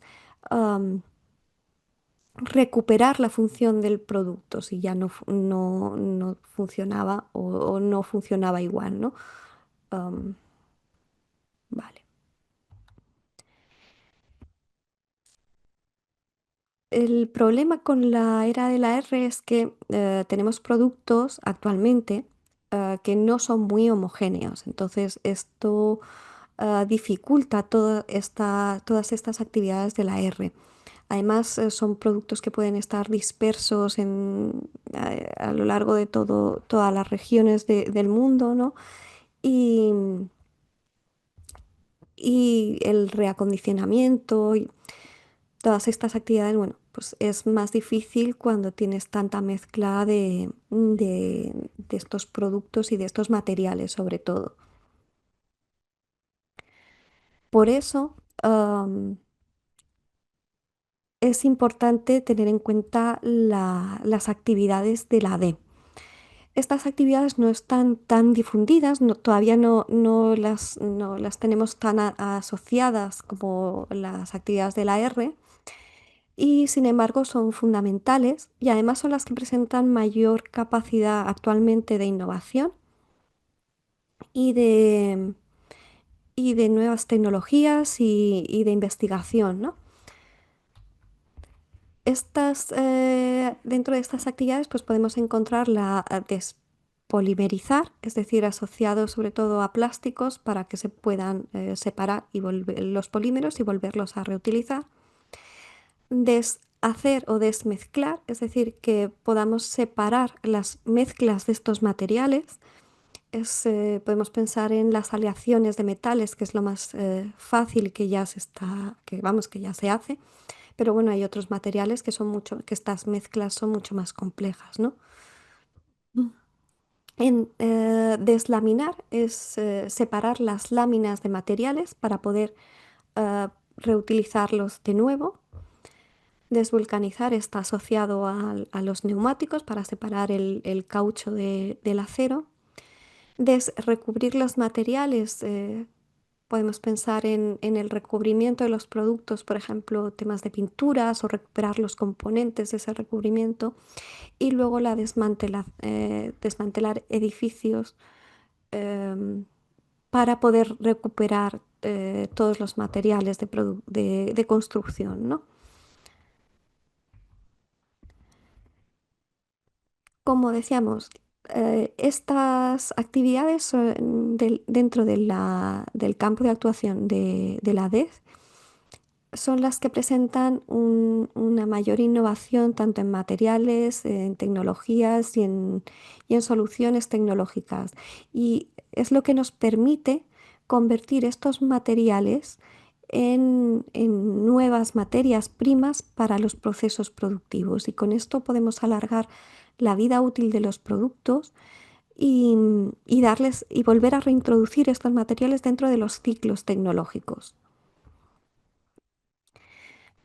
También nos encontramos con limitaciones a la hora de aplicar estas actividades, precisamente em, primero porque no sabemos muy bien cómo están hechos los productos. A veces es complicado, son productos Hay productos que son sencillos, pero hay otros productos que son muy complejos, y poder deshacer y descomponer estos productos es más complicado. Y por otro lado también tenemos el caso de materiales, lo podemos llamar materiales fugitivos, por ejemplo, todos los plásticos en los océanos, o que cómo los recuperamos o cómo podemos aprovecharlos para reintroducirlos dentro de los ciclos productivos, dentro de los ciclos tecnológicos, ¿no? Por eso, para que se puedan desarrollar estas actividades dentro de la era de la D y que sean efectivas, hay que cumplir unas condiciones, que sea una transición segura y una trazabilidad, que siempre que sepamos cómo están hechos los productos. En la sesión anterior hablamos del EcoPassport, que es un sello a nivel europeo que nos va a permitir esta trazabilidad, ¿no? La clasificación de residuos, ahora mismo la clasificación es compleja, no pensando solo en la clasificación que hacemos, por ejemplo, en casa, sino también pensando en las diferencias que hay a nivel de países, y a nivel de regiones, ¿no? Entonces, tener una clasificación más exacta, quizás hasta más científica, um, para poder separar estos materiales sería ideal, y es hacia donde hay tendencia para ir en este sentido, ¿no? Y luego la propiedad y la responsabilidad. Al final, la economía circular lo que propone es que la responsabilidad sea del productor, precisamente porque el productor es el que mejor sabe cómo está hecho su producto. Entonces, poder recuperar tu producto para poder volver a rehacer ese producto es mucho más sencillo dentro de, de la propia complejidad que esto implica, ¿no? Así que bueno, ambos campos, tanto de la R como de la D, son necesarios y además son complementarios. Si nos quedamos solo en las actividades de la R, lo que estamos haciendo es alargar esta economía lineal, ¿no? Necesitamos estas actividades de la D para poder hacer economía circular y reintroducir los componentes en los ciclos tecnológicos y biológicos. ¿Y esto cómo lo aplicamos al sector agroalimentario? Pues por un lado tenemos en el proceso productivo, que es principalmente em, ciclo tecnológico, pues aquí podemos aplicar todas las actividades de la R, y también podemos aplicar actividades de la D dentro de estos compuestos tecnológicos, es decir, pues intentar aprovechar las piezas, separar las piezas y los materiales, am, menos mezcla de materiales, ¿no? Pero ¿qué hacemos con nuestro producto consumible? Aquí no podemos aplicar tantas actividades de la R, no podemos reparar, no podemos eh, reacondicionar, ¿no? Bueno, pues algo sí que podemos hacer. Lo primero que podemos hacer es reducir el consumo de estos recursos naturales. Y no solo reducir el consumo de los recursos, sino también reducir el consumo de la generación de los residuos que se producen en este proceso productivo. Por otro lado, podemos reciclar, es decir, transformar estos productos en otros con nuevas funciones, en otros productos biológicos. Para eso también necesitamos las actividades de la D. Y aquí podemos hablar de descomponer nuestros productos biológicos, bien para obtener nuevos ingredientes, para obtener compuestos específicos, incluso nutrientes básicos. Bueno, mm, y vamos a ver un poco las escuelas de pensamiento. Hablamos un poco de los orígenes, y sí que deciros que se ha desarrollado diferentes escuelas de pensamiento. Am, la Fundación Ellen MacArthur inicialmente reconoció cinco: la Performance Economy, Cradle to Cradle, Biomimesis, Economía Industrial y Capitalismo Natural. Y luego añadió el diseño regenerativo y la economía azul, comentar que la economía azul no es la economía en la que estamos pensando de los océanos. Dentro de la economía circular, la Escuela de Pensamiento Economía Azul responde a un proyecto de iniciativas para mejorar el planeta, mejorar el planeta, sí, y basada en inspiración en la naturaleza. Entonces se desarrolló un libro y una web con 100 iniciativas fáciles de aplicar y que mejoraban el equilibrio económico, ambiental y social, ¿no? Entonces, quizá en este caso, cuando hablamos de economía azul como escuela de pensamiento, pensar en azul de planeta azul, pero no azul de los océanos. Y yo además he añadido la permacultura. En economía circular se suele hablar de permacultura, no se incluye como una escuela de pensamiento como tal, pero sí, sí se hace referencia a ella y además coincide, todos los principios de permacultura se pueden aplicar perfectamente y complementar con economía circular. Así que para mí es una escuela de pensamiento más dentro de la economía circular. Vale, este es un cuadro. Aquí tenéis un resumen de todas las escuelas de pensamiento incluidas. Es un resumen de elaboración propia a partir del análisis de cada una de estas escuelas de pensamiento. Y bueno, aprovechar este cuadro para poder profundizar en cada una de ellas cuando lo necesitéis. Y bueno, voy a ir un poco más rápido porque ya estamos al final de la charla y decir que bueno, estas escuelas de pensamiento nos pueden ayudar a la aplicación sectorial. Dentro de la manufactura, pues el cradle to cradle, en la tecnología aplicar la performance economy que se basa en el uso. eh, Dentro del sistema agroalimentario nos interesa la permacultura, el diseño regenerativo, incluso podemos aplicar en ocasiones hasta la biomimética y en innovación, evidentemente biomimética nos va a ayudar mucho y también incluso las iniciativas de la Escuela de la Economía Azul. Y esta aplicación de estas escuelas de pensamiento también depende de la madurez de la organización o del proyecto. Hay escuelas que son más complejas, como el Cradle to Cradle, que incluso tienes una certificación del producto. Y hay escuelas que son más sencillas de aplicar, ¿no? La permacultura es más sencilla. La biomimética no es de las más complejas, tampoco es la más sencilla, pero está ahí en intermedio. Entonces, bueno, depende de lo que queramos hacer, podemos coger herramientas de las diferentes escuelas.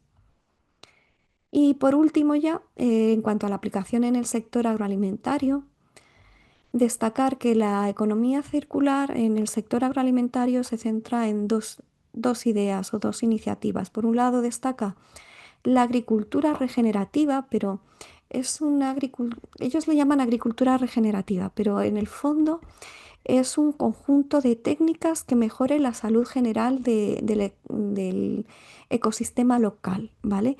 Entonces aquí entran muchas técnicas agrarias. Tenemos la agricultura ecológica, agroecología, pastoreo rotativo, agrosilvicultura, agricultura de conservación, de precisión, la permacultura también.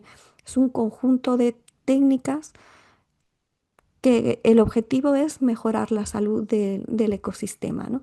Entonces se centran en recuperación del ecosistema agrario, menor dependencia de insumos agrícolas, tiene en cuenta beneficios, que la actividad genere beneficios a corto y largo plazo y aporte beneficios locales y sociales.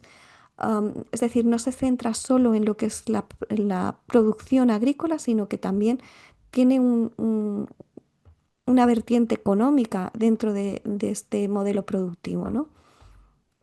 Aquí tenéis una serie de prácticas agrícolas, está obtenido de uno de los libros de la Fundación Ellen MacArthur sobre ciudades y alimentación, ¿no? Y entonces, bueno, aquí tenéis una serie de prácticas que se fomentan dentro de esta agricultura regenerativa, que se centra pues, en mejorar la fertilidad del suelo, aumentar la biodiversidad y la diversidad. Es decir, no solo pensemos en diversidad de cultivos, sino también en diversidad de fuentes de ingresos, por ejemplo. Que sea una agricultura con bajo riesgo para la salud, no solo de los productos, es decir, como comentaban en los proyectos, de los restos de, mm, de plaguicidas y fitosanitarios en el propio producto, sino también de bajarle el riesgo para la salud de los propios trabajadores que están aplicando esos productos, ¿no? Y eso, ya hablábamos eso, pues la diversidad también dentro de las fuentes de ingreso.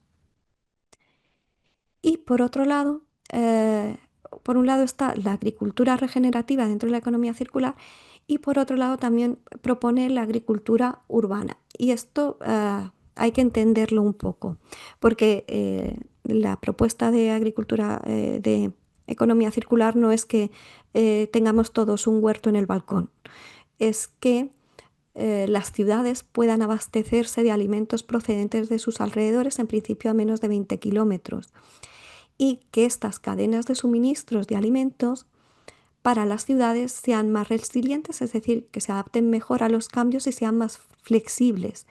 Y propone que haya un conjunto de fuentes diversas para abastecer a la población, teniendo en cuenta fuentes locales, regionales y globales. Es decir, que no solo se centre en producción cercana a la ciudad, sino bueno, lo que quiere decir es que tengamos esa diversidad y que fomentemos estas producciones locales, porque además, bueno, tienen una serie de ventajas: menores impactos, acercar esta producción a los habitantes de las ciudades y aumentar este valor del producto, diversificar los cultivos y además con eso se promueven los cultivos locales porque están más adaptados a estas regiones y se mejora la calidad del producto porque al pasar menos tiempo en la cadena de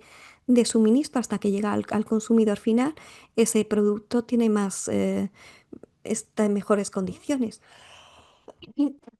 Perdón. Y se puede reducir también el exceso de envasado. Entonces, bueno, am, am, la parte teórica ya la he comentado. Sí que quería mostraros algunos ejemplos de algunos proyectos. Y os he puesto un montón de vídeos con los enlaces. La presentación la vais a tener, así que podéis verlos tranquilamente.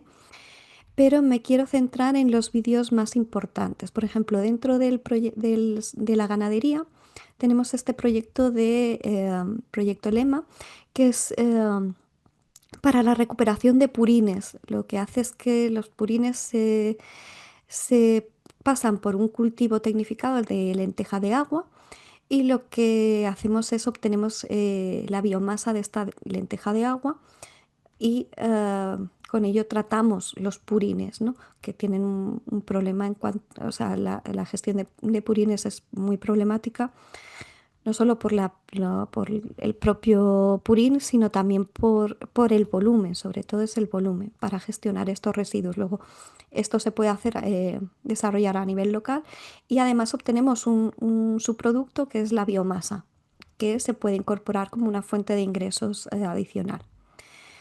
Una idea más disruptiva dentro de la ganadería es el uso de la producción de insectos para alimentación animal. Y decir que, bueno, todos los ejemplos de proyectos que incluyo aquí son todos desarrollados en España o con participación española de universidades y empresas. Entonces, sí que deciros que ahora mismo tenemos la mayor empresa a nivel europea de producción de insectos para alimentación animal. Está Estebrio y está en Salamanca. Y, y se está utilizando la harina de insecto como sustitución de proteína, principalmente de soja, ¿no?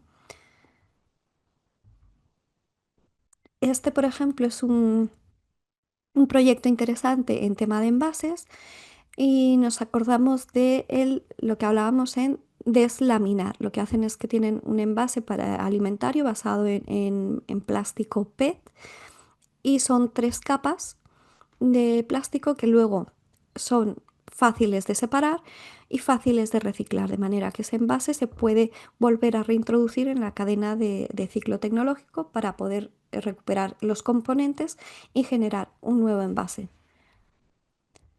Estos son otros tipos de envases desarrollados de subproductos de cítricos, ah, más envases a partir de subproductos agroalimentarios. Otro clúster centrado en desarrollar materiales a partir de subproductos agroalimentarios para otras industrias, ya sea textil, cosmética, nutracéutica, construcción. Este es un ejemplo interesante porque podemos conectarlo con el proyecto de enoturismo que nos comentaban al principio. Y es que hablaba del agua regenerada. Y este va un paso más allá. Aquí en el agua lo que consiguen es obtener nitrógeno y fósforo, de manera que podamos utilizarlo y transformarlo en fertilizantes sin tener que consumir el recurso natural virgen, ¿no?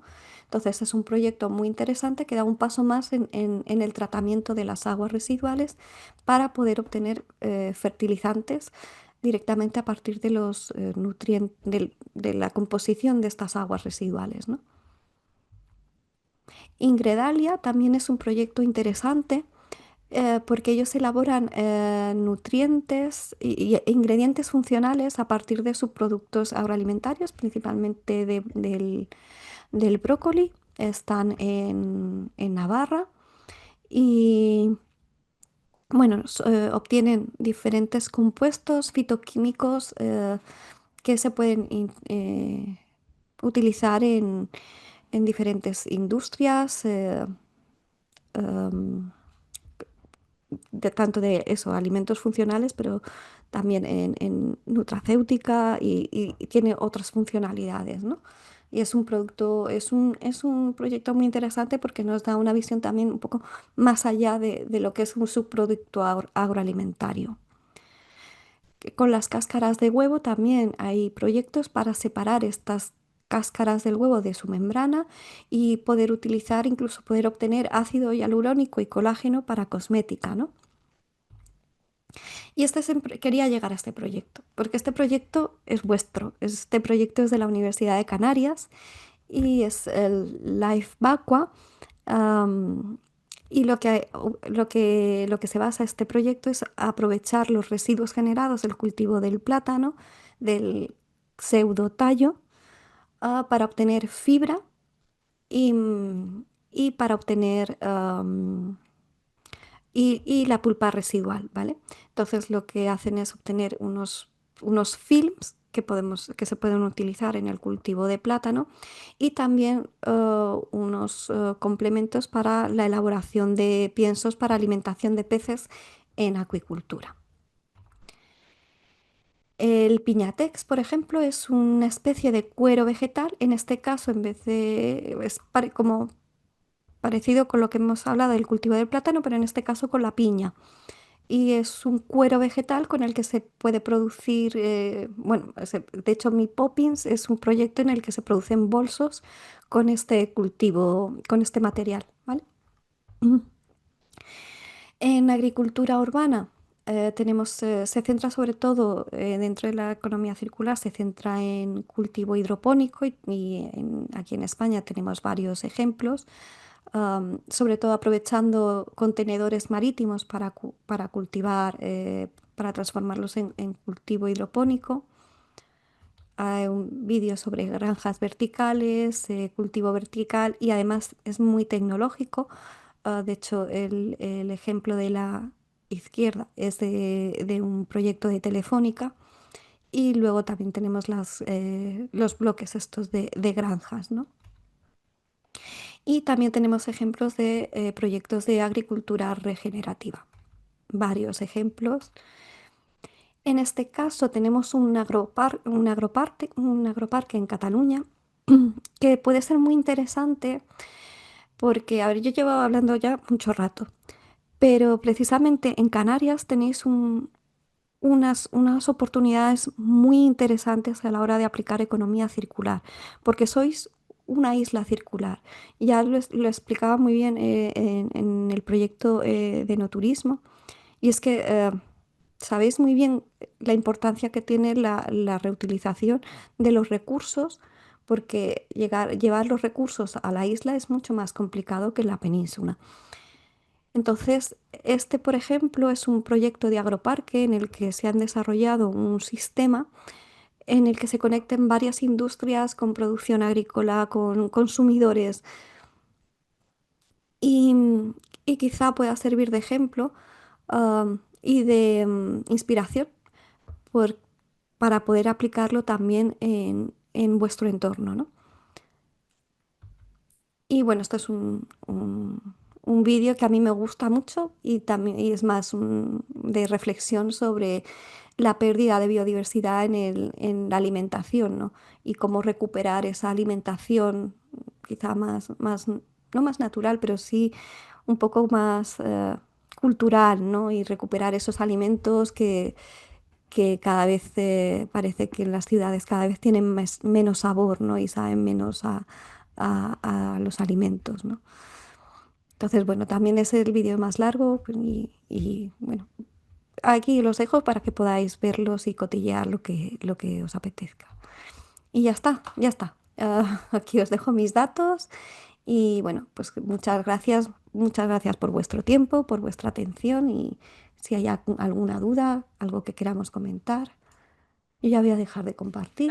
Pues muchísimas gracias, Magali, por tu presentación, súper interesante. Y bueno, aparte de todos estos ejemplos que, bueno, como siempre decimos, a veces no hay que inventar, sino hay cosas que se pueden replicar, ¿no? Que están haciendo en otros sitios y bueno, de eso es lo que se trata, ¿no? Conocer qué es lo que se está haciendo y bueno, y toda la información que nos has dado. Pues bueno, por nuestra parte finalizamos el webinar. Muchas gracias a todos los asistentes. Y nada, lo dicho, les enviaremos las presentaciones y bueno, hasta el próximo evento. Muchísimas gracias.